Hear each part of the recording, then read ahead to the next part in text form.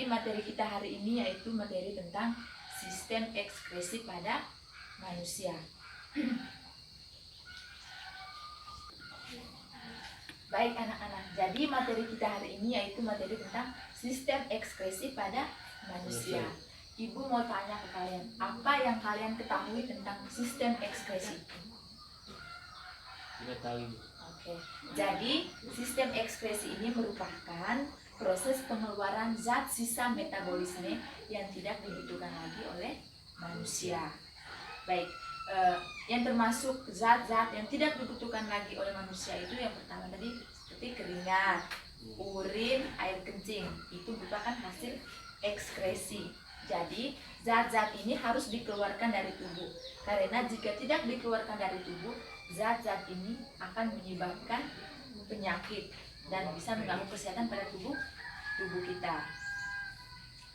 Nah, anak-anak, sistem ekskresi ini dapat berjalan dengan baik ketika adanya organ-organ yang berperan dalam sistem ekskresi itu sendiri. Jadi, ada yang tahu organ-organ yang berperan dalam sistem ekskresi itu? Tidak tahu. Baik. Nah, jadi organ-organ yang berperan dalam sistem ekskresi yang pertama yaitu kulit, yang kedua ginjal, yang ketiga paru-paru, dan yang keempat adalah hati. Ya. Nah, yang pertama kita lihat mengenai organ yang berperan dalam sistem ekskresi yaitu kulit. Nah, jadi kulit ini terletak di dalam tubuh atau di luar tubuh? Di luar tubuh. Baik, jadi kulit ini merupakan organ yang berada di luar tubuh kita. Nah, kulit ini merupakan lapisan jaringan pelindung terluar yang terdapat di permukaan tubuh. Nah, kulit ini termasuk dalam organ ekskresi karena mampu mengeluarkan zat sisa berupa kelenjar keringat. Jadi keringat yang dikeluarkan itu melalui kulit. Nah, jadi anak-anak, kulit ini juga dibagi dalam 3 lapisan. Yang pertama lapisan epidermis. Lapisan epidermis ini juga disebut sebagai lapisan kulit ari. Nah, lapisan epidermis ini merupakan lapisan kulit yang paling luar dan sangat tipis, yang fungsinya yaitu yang pertama melindungi tubuh, yang kedua mengganti sel-sel kulit mati, yang ketiga menentukan warna kulit, yang keempat menangkal efek sinar matahari yang masuk dalam tubuh.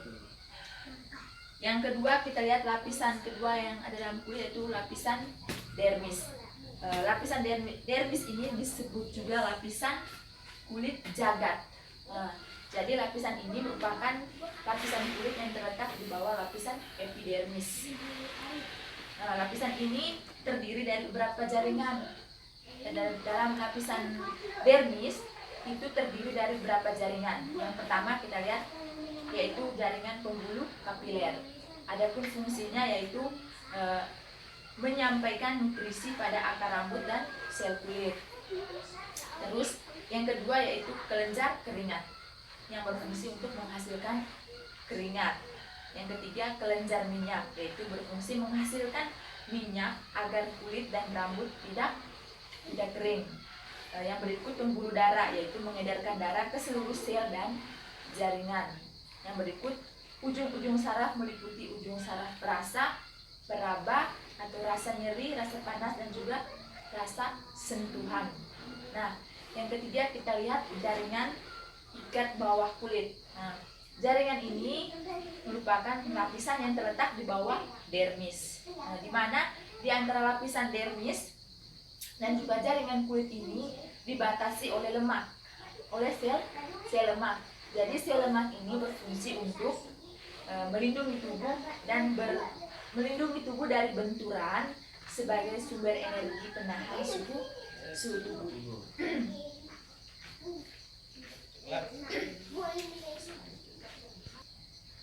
Yang kedua kita lihat organ yang berperan dalam sistem ekskresi yaitu ginjal.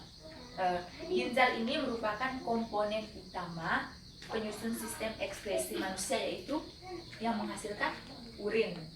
Nah, jadi manusia memiliki sepasang jantung, ginjal, sepasang ginjal. Jadi pada manusia yaitu jantung memiliki sepasang jantung ya, yang terletak di rongga perut sebelah kiri dan kanan ruas-ruas tulang pinggang. Baik, jadi ginjal ini juga berfungsi untuk menyaring zat-zat sisa metabolisme dari dalam darah.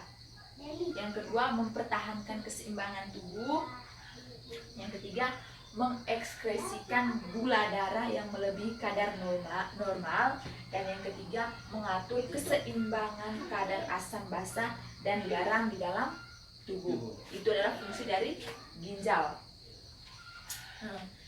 Dalam sistem ekskresi, ginjal ini berfungsi untuk menghasilkan urin tadi ya, menghasilkan urin. Jadi dalam sistem ekskresi ini juga ginjal menjalankan 3 tahap dalam proses penghasilan atau pembentukan urin. Yang pertama, filtrasi. Nah, filtrasi ini merupakan proses penyaringan sel-sel darah. Jadi hasil dari proses filtrasi itu berupa urin primer yang masih mengandung air, glukosa, dan juga asam amino yang tidak mengandung protein dan darah. Yang kedua yaitu reabsorpsi. Jadi tahap ini merupakan proses penyerapan kembali zat-zat yang masih dibutuhkan oleh tubuh. Ya. Jadi hasil dari proses ini adalah urin sekunder. Sedangkan pada tahap filtrasi tadi yang dihasilkan adalah urin primer. Sedangkan pada tahap reabsorpsi yang dihasilkan adalah urin sekunder. Yang ketiga adalah proses augmentasi. Pada proses ini, proses yaitu pengumpulan cairan pada proses sebelumnya ya. Proses pengumpulan cairan sebelumnya yaitu pada proses filtrasi dan juga reabsorpsi. Jadi hasil dari proses ini yaitu adalah urin yang sesungguhnya. Baik, yang berikut kita lihat organ yang ketiga yaitu paru-paru ya. Baik, jadi organ ketiga yang berperan dalam sistem ekskresi ini adalah paru-paru. Baik anak-anak, manusia juga memiliki sepasang paru-paru yang terletak di dalam rongga dada yang dilindungi oleh tulang rusuk. Nah, jadi paru-paru ini memiliki fungsi utama yaitu sebagai organ pernapasan. Baik, jadi paru-paru ini merupakan organ pernapasan. Baik, dalam sistem ekskresi juga paru-paru ini berfungsi untuk mengeluarkan zat-zat sisa proses pernapasan yaitu CO2 atau karbon dioksida dan juga H2O atau uap air. Yang berikut kita lihat organ yang terakhir yang berperan dalam sistem ekskresi yaitu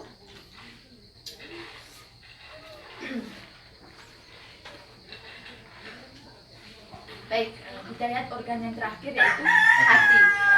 Hati ini berada di dalam rongga perut sebelah kanan di bawah diafragma yang dilindungi oleh selaku tipis bernama kapsula hepatis. Nah, jadi hati ini berfungsi untuk mengekspresikan getah empedu zat sisa dari perombakan sel darah merah yang telah rusak dan dihancurkan di dalam limpa. Baik, jadi hati ini juga berperan sebagai penawar racun yang menyimpan glikogen, pembentukan sel darah merah pada janin, dan yang ketiga sebagai kelenjar pencernaan. Jadi anak-anak, empat organ yang sudah ibu jelaskan tadi merupakan organ yang berperan dalam sistem ekskresi. Nah, sekarang ibu akan berikan tugas untuk kalian. Setelah dikerjakan, presentasikan di depan kelas.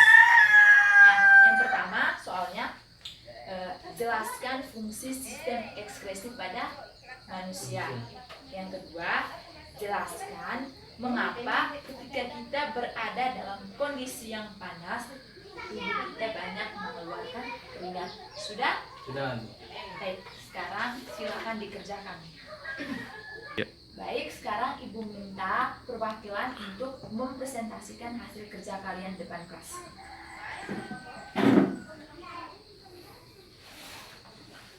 Pertanyaannya, jelaskan fungsi sistem ekspresi pada manusia. Jawaban, untuk mengeluarkan zat sisa metabolisme yang sudah tidak dibutuhkan lagi oleh tubuh. Pertanyaan kedua, mengapa ketika kita berada dalam kondisi yang panas, tubuh kita banyak mengeluarkan keringat? Jawabannya, karena tubuh kita memiliki kemampuan untuk mengatur beberapa banyak jumlah air yang harus dikeluarkan oleh tubuh agar jumlah air di dalam darah tetap seimbang, baik dikeluarkan dalam bentuk keringat ataupun dalam bentuk urin. Fungsi ini diatur oleh bagian otak yang disebut hipotalamus.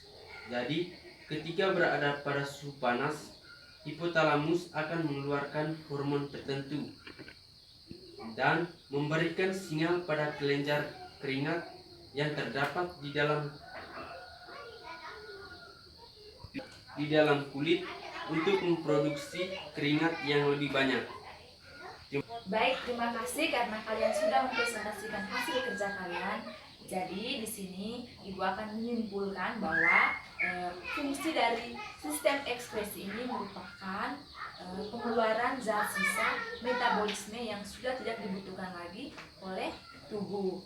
Jadi yang kedua tadi, mengapa tubuh kita ketika berada dalam kondisi yang panas banyak mengeluarkan keringat. Nah, seperti yang sudah dijelaskan tadi. Jadi ketika kita berada di suhu panas banyak mengeluarkan keringat karena di sini adanya kerja otak, yaitu di bagian hipotalamus, yaitu dia akan mengeluarkan hormon tertentu dengan memberikan sinyal pada kelenjar keringat yang terdapat di dalam kulit untuk memproduksi keringat yang lebih banyak.